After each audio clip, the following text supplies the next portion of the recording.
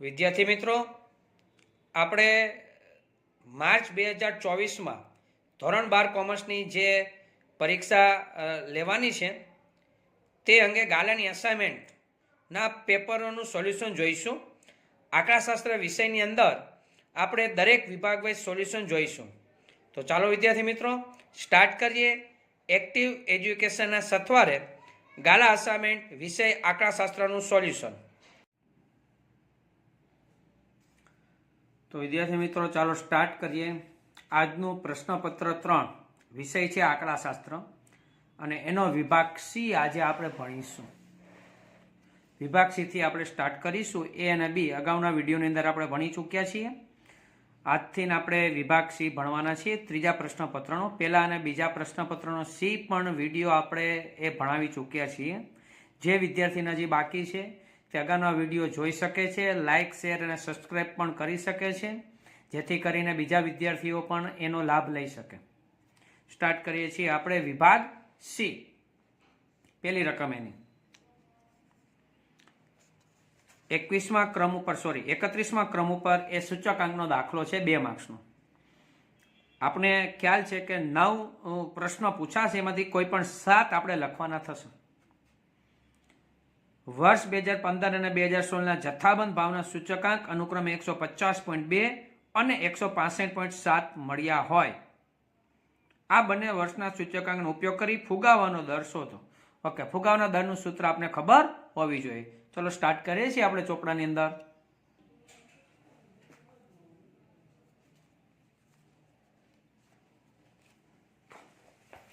જે વિગત આપણે આપી છે એના આધારે આપણે જોઈએ છીએ. તમને આપ્યો છે 2015 અને 2016નો જથ્થાબંધ ભાવનો સૂચકાંક. તો અહીં લખીશ વર્ષ 2015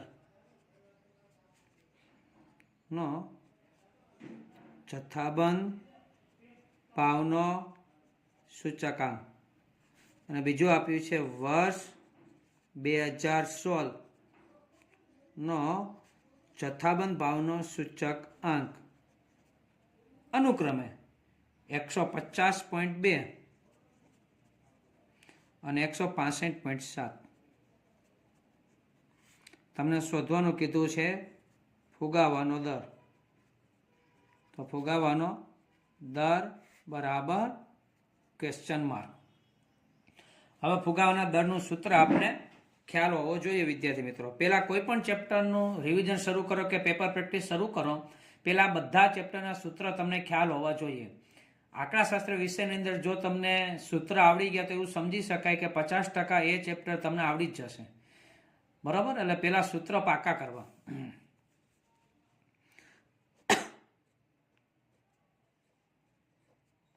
ફુગાવાનો દર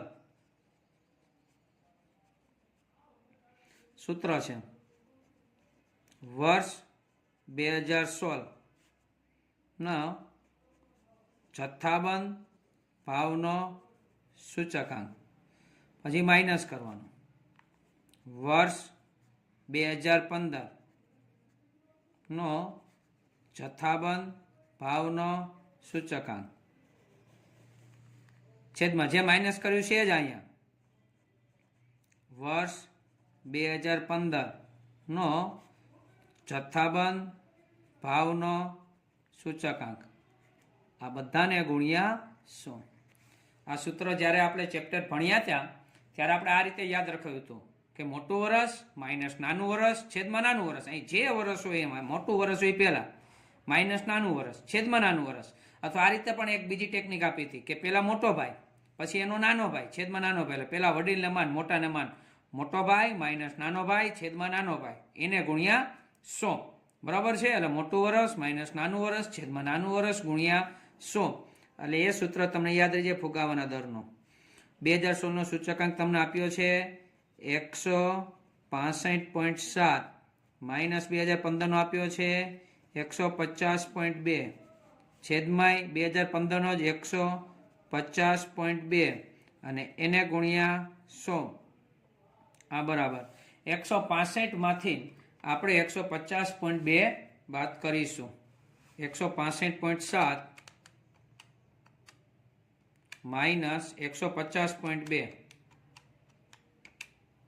એટલે 15.5 મારે આવ્યું છે. 15.5 છેદમાં 150.2 એને ગુણ્યા 100 એટલે 15.5 ગુણ્યા 100 અને એને ભાંગ્યા ડાયરેક્ટ આપણે કરીએ છીએ 150.2 એટલે જવાબ આવ્યો 10.31. બરાબર. પોઈન્ટ પછીનો ત્રીજો આંકડો 9 છે એટલે આગળના 31 ના કેટલા થશે તો કે 32.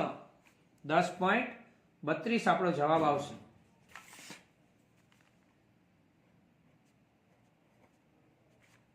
$10.32 એ આપણો જવાબ થશે. એકદમ સરળ છે વિદ્યાર્થી મિત્રો. ચલો એના પછી 32માં ક્રમ ઉપર છે.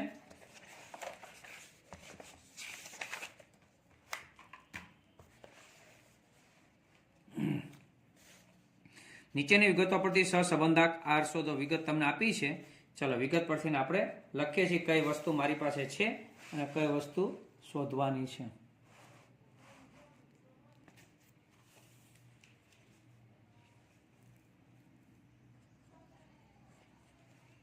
મારી પાસે છે રકમની અંદર n બરાબર 10 સિગ્મા x માઇનસ x બાર y માઇનસ y બાર એને બરાબર 60.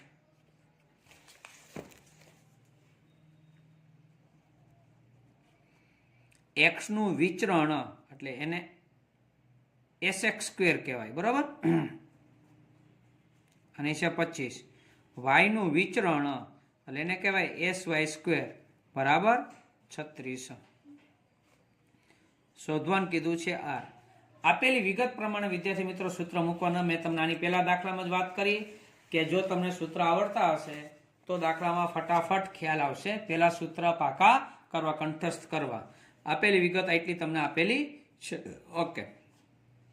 હવે આના પરથી આર નું સૂત્ર, આ વિગત આવતી હોય એનું આર નું સૂત્ર કયું છે કે જેમાં sx અને sy નો પણ ઉપયોગ થતો હોય.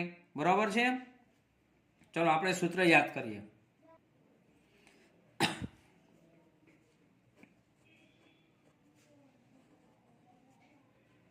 આર બરાબર જેના આનો ઉપયોગ થતો હોય સિગ્મા x માઇનસ x બાર y માઇનસ y બાર અપોન n ગુણ્યા sx ગુણ્યા sy.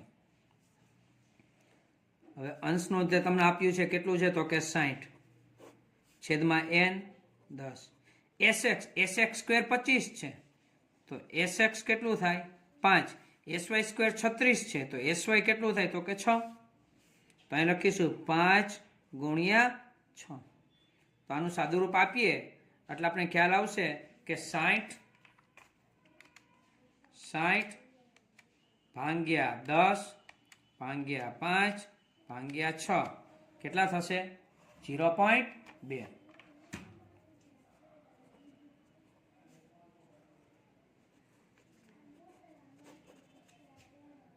એના પછીનો દાખલો 33માં ક્રમ ઉપર છે.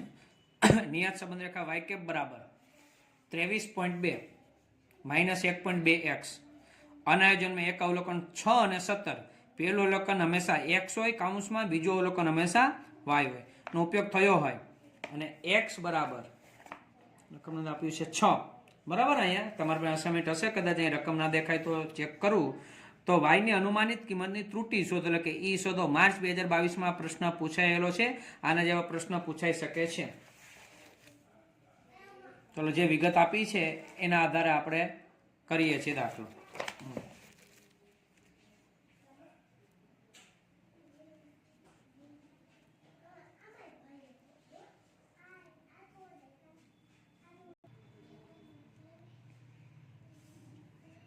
મને આપ્યું છે y કેપ બરાબર 23.2 માઇનસ 1.2x. પછી અવલોકન આપ્યું છે 6 અને 17 એટલે કે અહીંયા લખીશું અહીં x બરાબર 6 અને y બરાબર 17. પહેલું અવલોકન x નું હોય, બીજું હંમેશા y ની. ત્રુટી શોધવાની કીધી છે y ની. તો ત્રુટિ માટેનું સૂત્ર ઈ બરાબર વાય માઇનસ વાય કેપ. અચ્છા, વાય છે તો વાય કેપ શોધવું પડે ને. તો વાય કેપ ક્યારે શોધવાનું, તો ત્રુટિ ક્યારે અંદાજ લગાડવાનો કીધું, અનુમાનિત કરવાનું કીધું કે જ્યારે x બરાબર 6 હોય ત્યારે. રકમ એવું કીધું, મેં તમને કીધું રકમમાં દેખાતું નથી, હાવ ખૂણા ઉપર કોર્નર ઉપર છે એમ. x બરાબર 6 માટે તો પેલા અહીંયા આપણે વાય કેપ શોધીશું. વાય છે, વાય કેપનું સૂત્ર છે, વાય કેપ છે નહીં. તો વાય કેપ માટે આપણે ગણતરી બતાવીએ કે વાય કેપ બરાબર 23.2 માઇનસ 1.2x. આ 23.2 માઇનસ 1.2 એક્સની જગ્યાએ 6 આપણે લેવાનું કીધું છે. 23.2 માઇનસ 1272 7.2. 23.2 માંથી 7.2 બાદ કરીએ, પોઈન્ટ જાય 3 ને 4 16 આવશે. વાય કેપ બરાબર 16. હવે મને ત્રુટિ શોધવાનું કીધું છે તો અહીં લખીશ ત્રુટિ ને ઈ કહેવાય. ઈ બરાબર વાય માઇનસ વાય કેપ. રકમની અંદર વાય કેટલું છે તો કે 17 માઇનસ વાય કેપ કેટલું છે તો કે 16 આપણે શોધ્યું. 17 માંથી 16 બાદ કરો તો કે 1 આવશે. ત્રુટિ ઈ બરાબર 1 થશે. આના 2 માર્ક્સ છે વિદ્યાર્થી મિત્રો. ખાસ આપને દાખલા સમજાઈ જતા હોય તો વિડીયોને લાઇક કરો અને કોમેન્ટ્સની અંદર કંઈક ને કંઈક લખો, જેથી કરીને અન્ય વિદ્યાર્થી સુધી ઝડપથી વિડીયો પહોંચી શકે.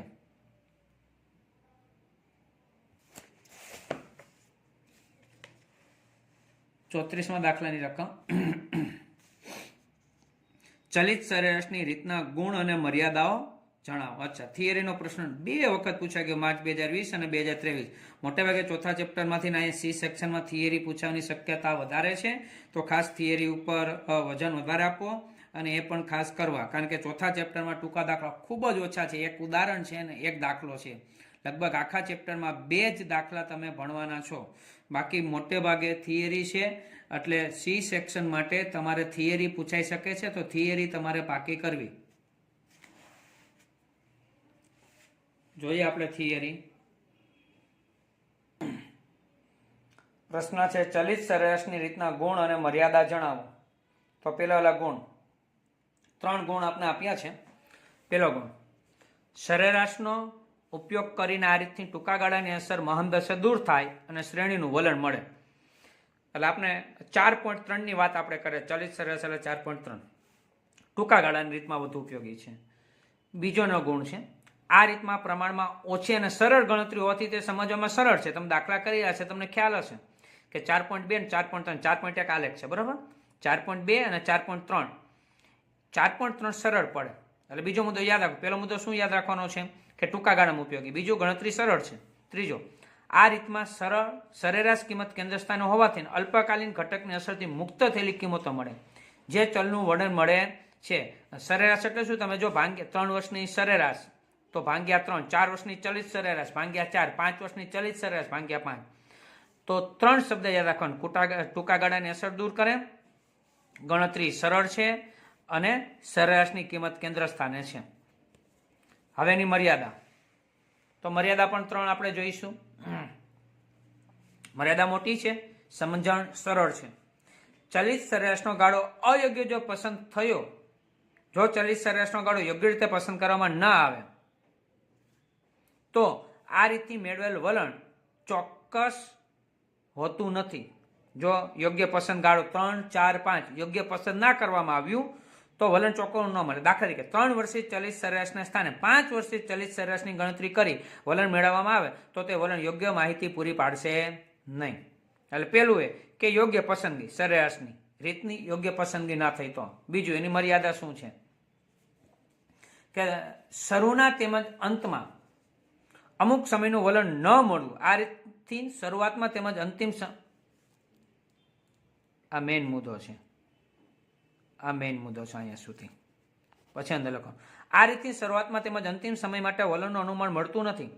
હવે તમે ગણતરી કરી, તમને ખ્યાલ હશે કે 3 વર્ષીય માસિક સપ્તાહની ચલિત સરેરાશની ગણતરીમાં પ્રથમ અને અંતના સમયની વલણની કિંમત પ્રાપ્ત થતી નથી. ઉપર લીટો આપણે કરીએ છીએ જવાબની અંદર, તમને ખ્યાલ હશે. તે જ રીતે 5 વર્ષીય ચલિત સરેરાશની ગણતરીમાં પ્રથમ અને અંતના 2 સમયની વલણની કિંમત પ્રાપ્ત થતી નથી. એની મર્યાદા છે. ત્રીજી, ભવિષ્યના અનુમાનો માટે કોઈ ચોક્કસ પદ્ધતિનો અભાવ. આ રીતની ભવિષ્યના અનુમાન માટે કોઈ ચોક્કસ ગાણિતિક સૂત્ર મળતું નથી, એનું કોઈ સૂત્ર નથી. તેમજ એમ જ કહેવાય કે છે કે વલણ માપવાની કે શોધવાની ચોક્કસ અને શ્રેષ્ઠ પદ્ધતિ ન્યૂનતમ વર્ગની રીત છે. ચલિત સરેરાશ એ ઉત્તમ નથી. બરાબર. સારી રીત કઈ ગણાય, ઉત્તમ કઈ ગણાય છે, મહત્તમ કઈ સારી ગણાય છે, તો કે ન્યૂનતમ વર્ગની રીત એની મર્યાદા છે. 35. બ્રિજલ 90% કિસ્સામાં સાચું બોલે છે. ઓકે, સંભાવના ચેપ્ટરનો દાખલો છે. સેજલ 80% કિસ્સામાં સાચું બોલે છે. બીજલ અને સેજલ એક જ હકીકત રજૂ કરવામાં જુદા પડે તેની સંભાવના શોધો. આ વિચારોનો ઓકે, પેલા આપણે વિગત લખીએ છીએ. 33 ને 34 નો દાખલો કરીએ છીએ આપણે. 34 ને 35. બરાબર. ચાલો આ પેજ ઉપર આપણે કરીએ.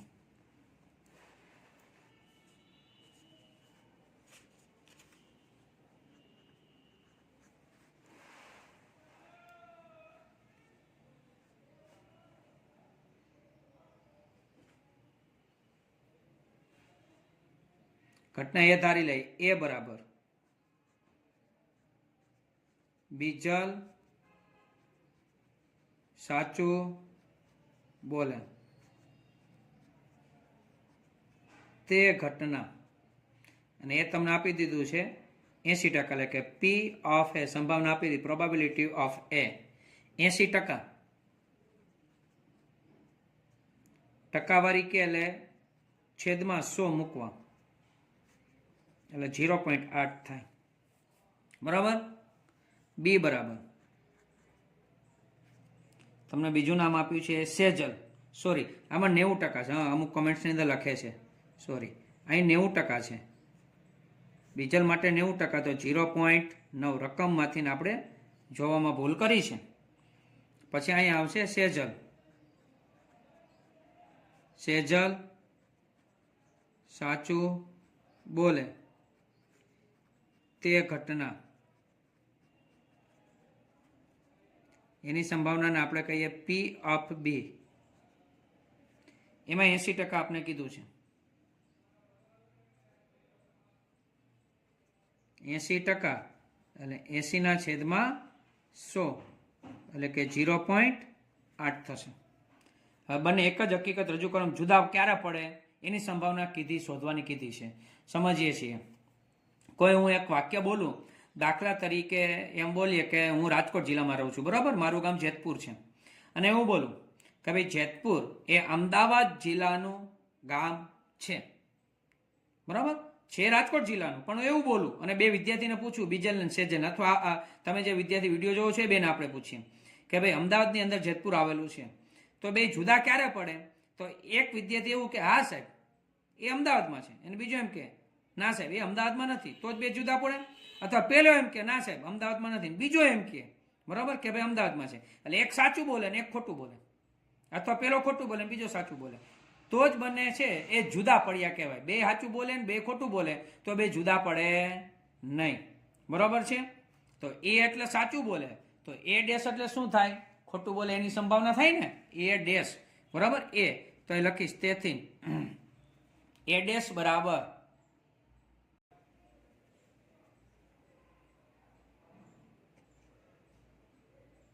એ ડેશ બરાબર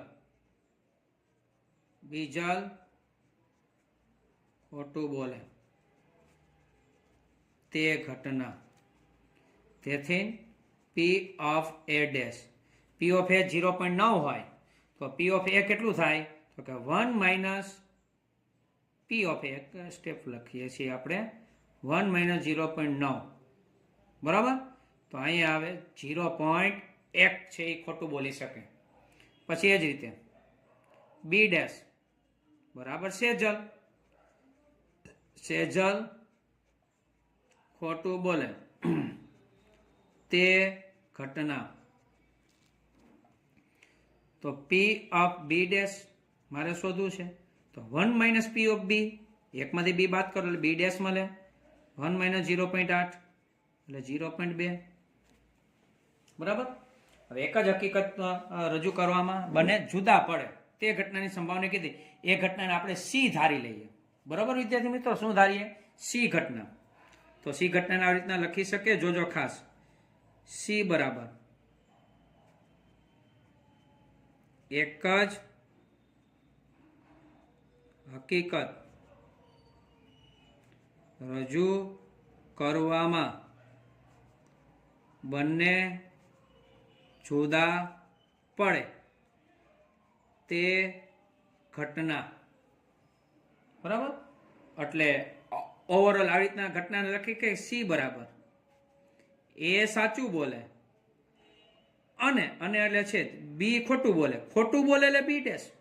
જોજો, અને એટલે શું છે? એ સાચું બોલે એટલે એ, બી ખોટું બોલે તો બી સાચું બોલે ને બી, તો ખોટું બોલે ને બી ડેશ, અને એટલે છેદ આવશે. અથવા એવું થાય, અથવા એટલે અહીં શું કરવાનું? યોગ. સંભાવના ચેપ્ટરમાં તમે શીખ્યા જ હશો, જ્યાં અન્ય શબ્દ બોલવાની જરૂર પડે ત્યાં છેદ, અથવા બોલવાની જરૂર પડે ત્યાં યોગ. હવે એ ખોટું બોલે એટલે એ ડેશ, અને એટલે છેદ, અને બી સાચું બોલે એટલે બી. તો સી ઘટના ઓવરઓલ આ રીતે ઘટના લખી શકાય સામાન્ય રીતે. તો હવે એની સંભાવના લખવી, પ્રોબેબિલિટી લખવી, તો આમ લખાય કે ભાઈ પી ઓફ સી એના બરાબર પી ઓફ એ છેદ બી ડેશ. યોગનું પ્લસ લખી શકાય પી ઓફ એ ડેશ છેદ બી. બરાબર, હવે છેદ એટલે શું? તો કે ગુણાકારનો નિયમ થયો. તો આમ લખી શકાય કે ભાઈ પી ઓફ એ છેદ એટલે ગુણ્યા કરી શકાય P of B dash in bracket plus P of A dash ગુણ્યા પી ઓફ બી. એને આપણે કિંમત મૂકીએ. બરાબર, પી ઓફ એ કેટલું છે રકમમાં? તો કે 0.9. P of B dash 0.2 plus P of A dash 0.1, P of B 0.8. ગુણાકાર કરીએ, પોઈન્ટ વાળો ગુણાકાર બને ત્યાં સુધી કેલ્સીમાં જ કરવો, મોઢે આવડતો હોય તો પણ કેલ્સીમાં જ કરવો. 0.9 ગુણ્યા 0.2, 0.9 ગુણ્યા 0.2 તો આવે છે 0.18 પ્લસ 0.1 ગુણ્યા 0.8, 8 એક 0.08, 0.08 એ બંનેનો સરવાળો 0.08 પ્લસ 0.18 એટલા થશે 0.26. તમારો જવાબ આવ્યો 0.26. તો આપેલી સંભાવના છે પી ઓફ સી એટલે બે હકીકત રજૂ પડે એની સંભાવના 0.26. આપણો જવાબ આવી ગયો અને આપણે 2 માર્ક્સ મળશે. વિભાગ સી ની અંદર દાખલો છે 36મા ક્રમે.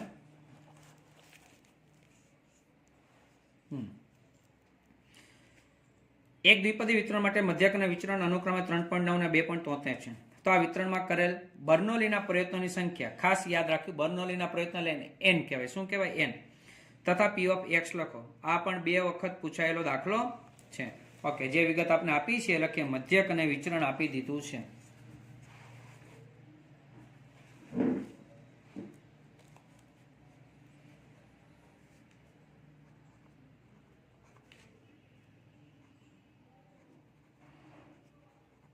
મધ્યક એટલે એનપી,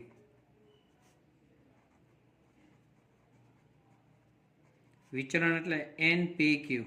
આ સંભાવના વિતરણનો દાખલો છે. આપણે ખ્યાલ રકમ જોઈને આવવો જોઈએ. એનપી છે 3.9 અને 2.73 લગભગ ઉદાહરણ છે ટેક્સ્ટ બુકનું. તો વિતરણના કેટલા બર્નોલીના પ્રયત્નો એટલે કે એન શોધો અને પી ઓફ એક્સ મેળવો. ઓકે, આપણે ચેપ્ટર ભણે ત્યારે કીધું એનપી ને એનપીક્યુ આપે ને એટલે શું શોધવાનું ને પછી જોવાનું, પણ પહેલા ક્યુનું સૂત્ર મૂકવાનું. ક્યુ બરાબર એનપીક્યુ છેદમાં એનપી. જો એનપી એનપી ઉડે તો ક્યુ આવી જાય કે નહીં? ઉડાડવાનું નથી, દાખલો કરવાનો છે આપણે. બરાબર, ચાલો. એનપીક્યુ કેટલું છે આપણી પાસે? તો કે 2.73. એનપી કેટલું છે? 3.9. કેલ્શિયમ આપણે ભાગાકાર કરીએ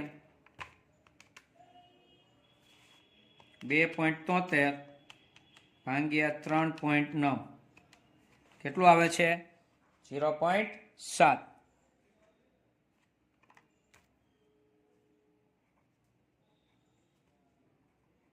ક્યુ એટલે નિષ્ફળતા. મને નિષ્ફળતા મળી 0.7. એના આધારે ક્યુની કિંમત તમે અહીંયા મૂકીએ તો પી મળે, અથવા તો ક્યુની કિંમત આ રીતે પી મળે ક્યુ પરથી. પી બરાબર 1 માઇનસ ક્યુ, 1 માઇનસ 0.7 એટલે મળશે 0.3. તો પી તમને મળી ગયું 0.3. મને પી મળે એટલે એના પરથી એન પણ મળવું જોઈએ. પીની કિંમત હું અહીંયા મધ્યકમાં મૂકો એટલે એન મળે. પી બરાબર 0.3 ને એનપી બરાબર 3.9 માં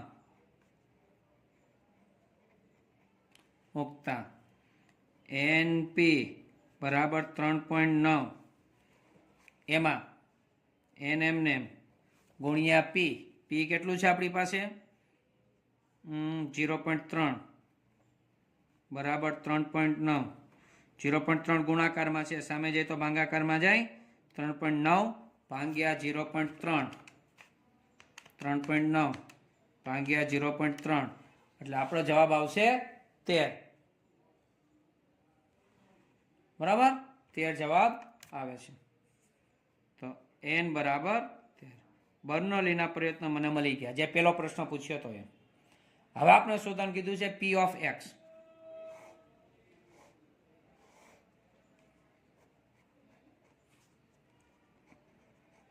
પી ઓફ એક્સ નું સૂત્ર શું છે? એન સી એક્સ ઇન્ટુ પી ની એક્સ ઘાત ઇન્ટુ ક્યુ ની એન માઇનસ એક્સ ઘાત.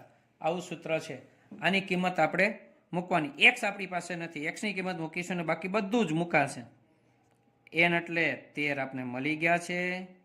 એક્સ આપણી પાસે નથી, ઇન્ટુ એટલે ગુણ્યા પી આપણી પાસે 0.3 છે, એની એક્સ ઘાત એક્સ ન હોય, ગુણ્યા ક્યુ આપણી પાસે મળી ગયા છે 0.7 અને એની એન માઇનસ એક્સ ઘાત એટલે કે 13 માઇનસ એક્સ ઘાત. આ આપણો જવાબ. આમાં બીજું કઈ આગળ થાય ને એના 2 માર્ક્સ આપણે મળશે. આગળ વધીએ છીએ આપણે.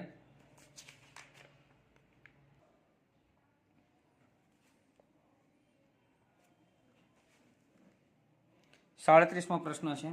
જો n k1 0.5 બરાબર 19.5 k2 હોય તો k1 k2 ની કિંમત શોધો. ઓકે, લક્ષ ચેપ્ટરનો દાખલો છે. ચલો જોઈએ. આપણે જે વિગત આપી દીધી છે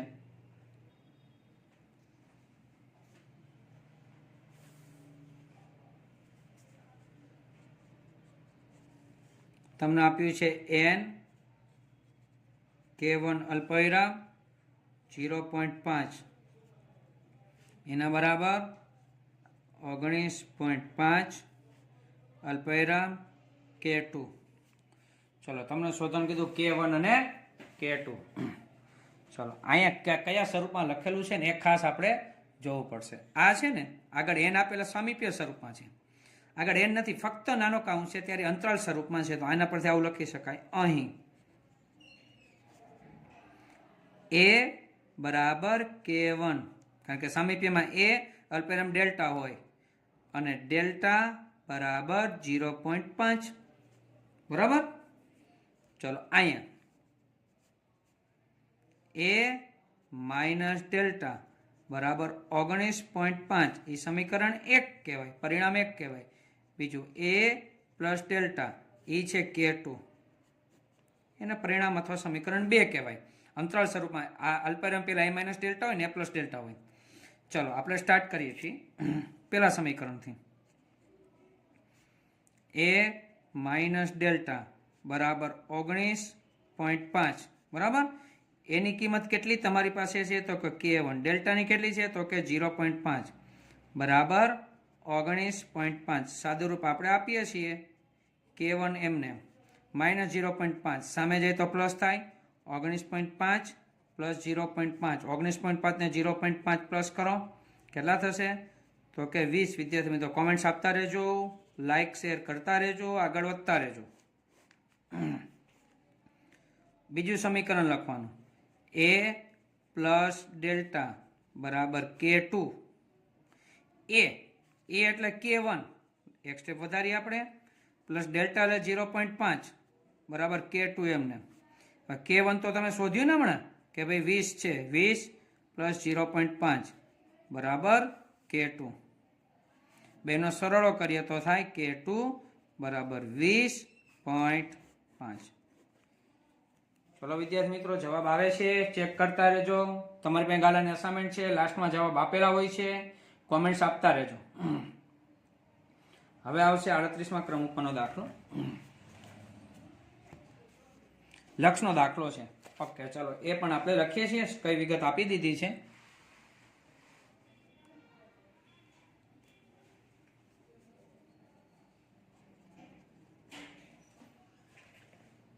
લિમિટ x વિરુદ્ધ 2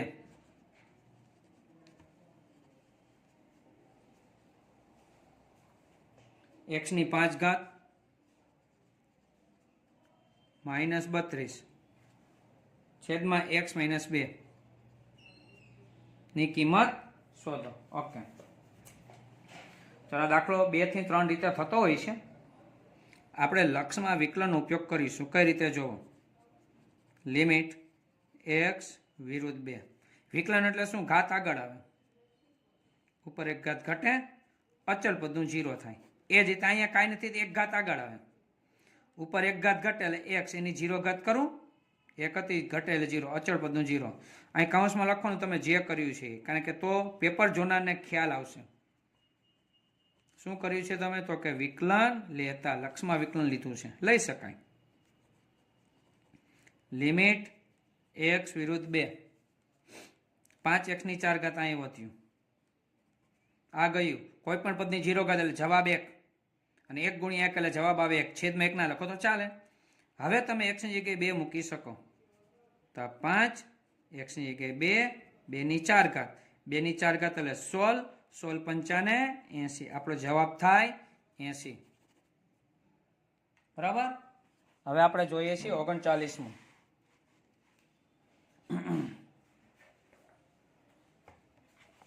વિકલનનું છે એ f ઓફ x રકમ આપી છે, f double dash 0, double dash એટલે શું? 3 વખત. ઓહો, આના જેવો દાખલો પૂછાઈ શકે છે. ડબલ ડેશ એટલે ડબલ વિકલન. ડબલ વિકલન કર્યા પછી ત્યાંની કિંમત 0 મૂકવાની છે. રકમ છે આપણે લખીએ છીએ. મને શું આપ્યું છે? પેલા f ઓફ x આપ્યું છે, અને છે x ની 4 ઘાત -4x નો ઘન પ્લસ 3x નો વર્ગ પ્લસ x અને પ્લસ 1. પેલા સિંગલ વિકલન કરીશું અને પછી ડબલ વિકલન કરીશું. પેલા સિંગલ વિકલન. સિંગલ વિકલન એટલે શું? f ડેશ x ઘાત આગળ આવે, ઉપર એક ઘાત ઘટે, 3 4 12 ઘાત આગળ આવે, ઉપર એક ઘાત ઘટે, 3 2 6 ઉપર એક ઘાત ઘટે, x હોય એટલે એક એક સમજવાનું, તો એક ખાલી થાય અને અચળ પદનું 0. બરાબર. પછી ડબલ વિકલન f ડબલ ડેશ x, પાછું વિકલનનું પણ વિકલન એટલે ડબલ વિકલન કહેવાય વિદ્યાર્થી મિત્રો. 3 4 12 એક ઘાત ઘટે, 12 2 24 એક ઘાત ઘટે, 6x એટલે 6, અચળ પદનું 0 થાય. હવે રકમ પ્રમાણ ડબલ વિકલનની જગ્યાએ આપણે તમારે ત્યાં કિંમત મૂકવાની છે 0. તો અહીં x ની જગ્યાએ 0 આપણે મૂકીશું. f ડબલ ડેશ x એના બરાબર 12 x નો વર્ગ -24x પ્લસ 6. x ની જગ્યાએ 0, આ 12, x ની જગ્યાએ 0, આ 24, x ની જગ્યાએ 0, આ પ્લસ 6, અને જવાબ 0, 24 ગુણ્યા 0 પ્લસ 6.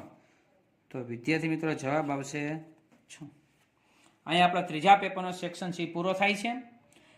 વધારે વિગત નહીં લેતા, વધારે સમય નહીં લેતા આપણે નેક્સ્ટ વિડીયોની અંદર મળીશું. ત્યાં સુધી બધાને જય સ્વામિનારાયણ.